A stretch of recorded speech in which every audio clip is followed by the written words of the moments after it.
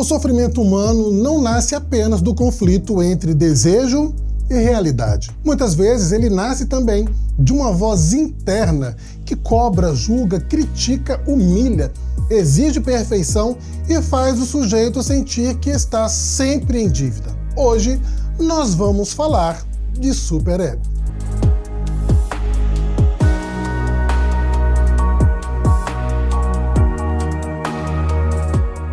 Olá pessoal, eu sou o Rodrigo Ferreira, psicanalista clínico e professor aqui no IBRAPSE.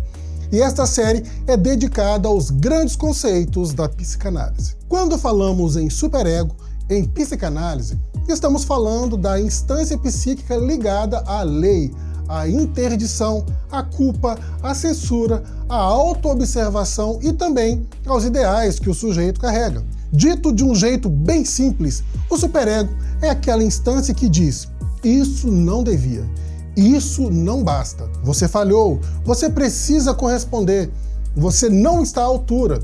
Só que ele não aparece necessariamente como uma voz clara e organizada.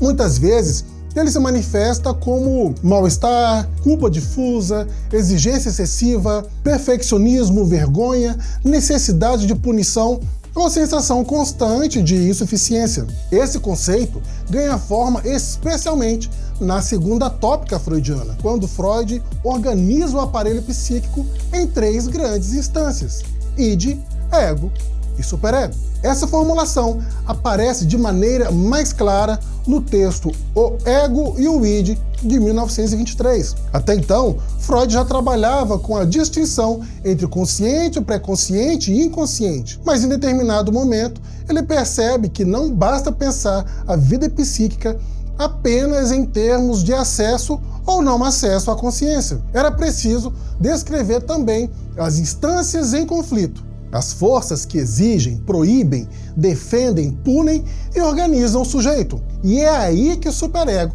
entra com toda força. Em alemão, Freud usa a expressão Ich, que pode ser traduzida como super-eu. Em português, tanto o superego quanto o supereu aparecem. O termo superego se popularizou mais, mas vale saber que a ideia original remete a algo como um eu acima do eu, uma instância que observa, julga e se impõe sobre o ego.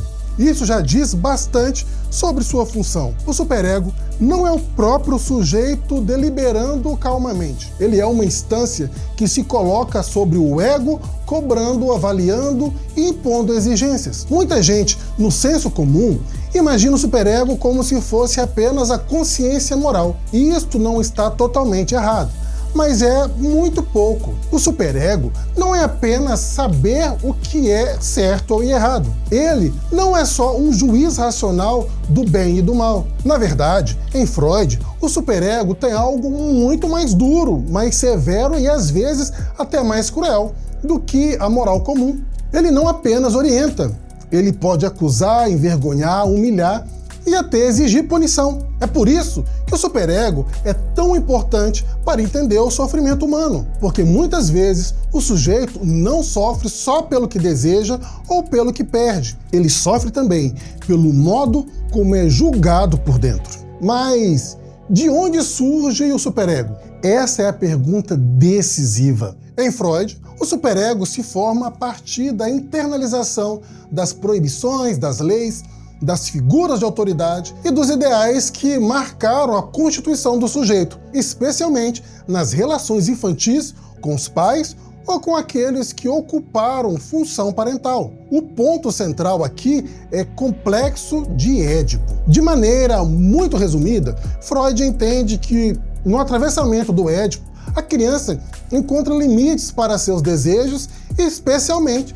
diante da autoridade e da interdição. A renúncia a certas satisfações e a identificação com as figuras parentais participam da formação do superego. Ou seja, aquilo que antes vinha de fora como proibição passa, em certa medida, a operar por dentro. A lei é interiorizada. A autoridade deixa de ser apenas externa que passa a habitar na vida psíquica do sujeito. É assim que o superego se forma. Mas aqui existe um detalhe muito importante. O superego não herda só a proibição, ele herda também o ideal. Por isso, Freud fala não apenas em censura, mas também é algo que mais tarde será pensado na relação com o ideal do eu. O sujeito não carrega apenas um não pode, ele também carrega um você devia ser assim, você deveria alcançar isso, você deveria corresponder àquela imagem. Então, o superego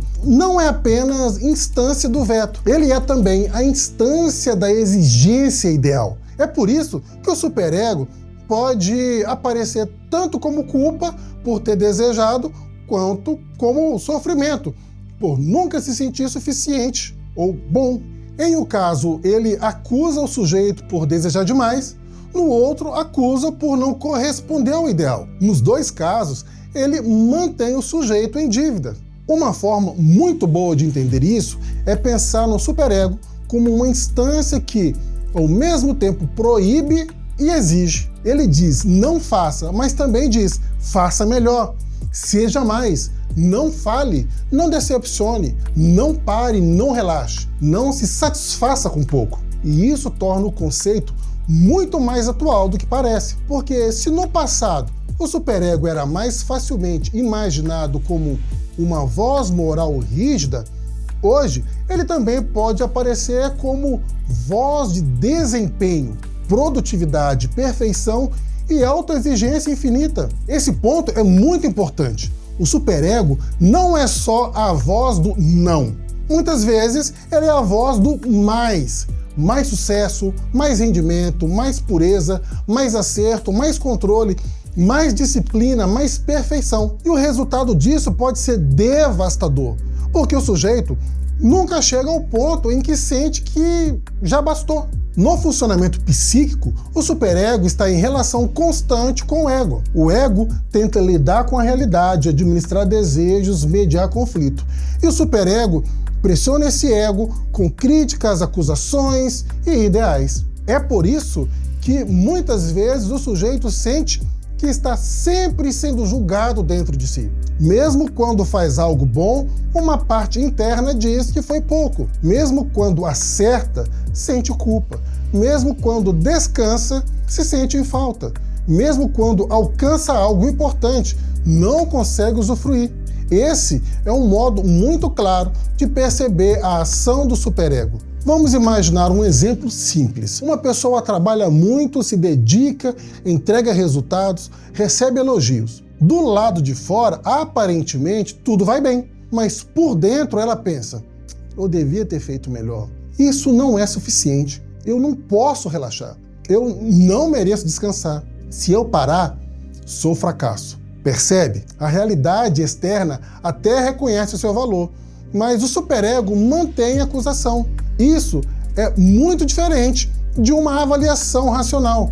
É uma exigência interna que não cessa. Outro exemplo, uma pessoa sente raiva de alguém, ou inveja, ou desejo hostil, e depois se sente tomada por uma culpa imensa, às vezes desproporcional. Claro que a vida psíquica é sempre complexa, mas o superego ajuda a entender por que certos afetos despertam uma reação punitiva tão intensa. O sujeito não sofre apenas por ter sentido algo, sofre também pela condenação interna que vem em seguida. Freud percebe que o superego pode ser extremamente severo, e isso é decisivo, porque muita gente pensa que quanto mais moral interiorizada, melhor. A psicanálise mostra que não é tão simples assim. Um superego muito rígido pode adoecer o sujeito, pode produzir culpa excessiva, autopunição, inibição, sofrimento neurótico,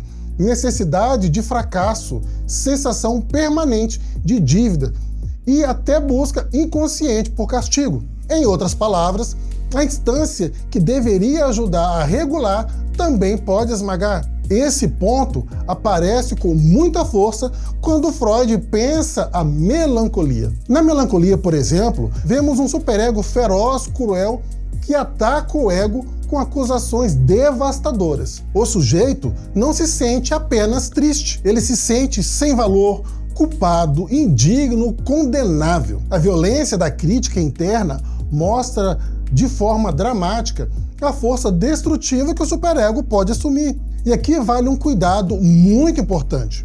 O superego não é simplesmente a lei civilizada segurando a bárbare do id. Se fosse só isso, ele seria uma espécie de herói moral. Mas Freud mostra algo muito mais complexo. O superego também tem algo de pulsional, algo de agressivo, algo de cruel. Ele não é uma instância limpa, pacífica e equilibrada. Ele pode ser tão excessivo quanto aquilo que pretende controlar. Isso torna o conceito muito mais profundo e muito mais clínico. É por isso que não devemos imaginar a vida psíquica como uma história simples, em que o id é o lado selvagem, o ego, o gestor equilibrado, e o superego é o policial do bem. Essa caricatura ajuda no começo, mas rapidamente fica pobre demais. O superego não é um simples policial. Às vezes, ele é um tirano. Uma analogia boa para guardar esse conceito é pensar no superego como um tribunal interno, mas não um tribunal severo, justo, equilibrado. Muitas vezes, um tribunal duro, parcial, exagerado e implacável. Esse tribunal não analisa apenas o que você fez, ele julga também o que você desejou, o que você fantasiou, o que você não conseguiu ser, o que você imaginou e o que deixou de alcançar. E em vários casos, a sentença parece já vir pronta: culpado. Outra analogia possível é pensar no superego como uma voz interna de cobrança que nunca fica plenamente satisfeita. Você já entrega algo e ela pede mais. Você melhora e ela diz que ainda falta. Você descansa e ela acusa preguiça. Você sente prazer e ela sussurra culpa. Isso ajuda a entender por que tantas pessoas vivem hoje sob acusação psíquica, mesmo quando estão funcionando socialmente. É importante também distinguir o superego da consciência em sentido simples. O superego não é apenas saber que algo é errado. Muita gente sabe racionalmente que não precisa se cobrar tanto, que não fez nada de tão grave, que pode descansar, que não devia se punir daquele jeito, e mesmo assim continua se sentindo culpada, insuficiente ou condenável. Isso mostra que o superego não opera apenas como juízo racional, ele opera como força psíquica. Também vale distinguir o superego do ideal do eu. Dependendo do momento da teoria e da leitura que se faz de Freud, esses conceitos se aproximam, mas não são idênticos. De um jeito simples, dá para dizer que o ideal do eu se refere mais à imagem ideal que o sujeito busca alcançar, enquanto o superego aparece mais claramente como instância de vigilância, crítica e exigência. Na prática clínica, os dois podem se articular fortemente. O sujeito se sente permanentemente julgado por não corresponder ao ideal que carrega.